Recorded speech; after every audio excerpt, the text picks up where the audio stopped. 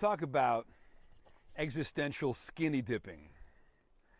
Existential skinny dipping. What do I mean by this? Well, I mean a fully embodied psychological willingness to strip oneself bare and to strip oneself naked. When I talk about existential skinny dipping, I'm using the term skinny dipping as a very visceral visual.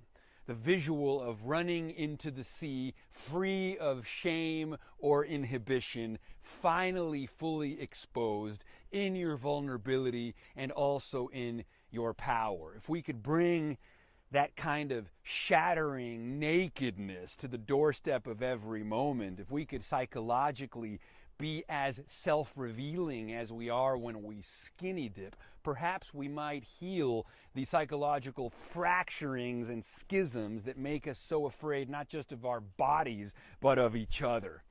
Now, I come to a place like Ibiza and I stumble upon so many naturalists, so many nudists, so many people marching to the beat of their own drummer, people who have stripped their clothes and embraced their bodies, people who are living without shame and without fear, people who are exposed psychologically and exposed in their bodies and their genitals. It is a shocking thing to witness a naturalist. You at once realize they are more free than you are. You are inspired by their freedom. They are like a psychedelic vision. They are like a moment of ecstatic understanding where your own hang-ups and repressions and inhibitions are revealed to you, and ultimately there is a moment of bankruptcy. There is a moment of facing the ways in which you are repressed and they are not, facing the ways in which they are free in the ways you long to be.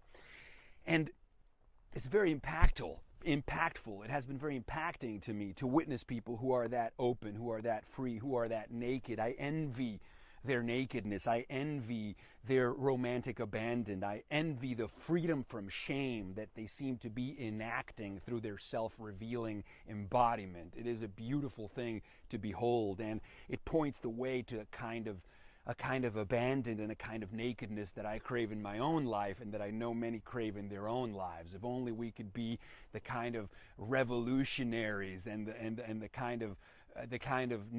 the rebels that strip away their hang-ups and embrace this kind of existential skinny dipping, then the world would be a better place for it. So thanks for listening.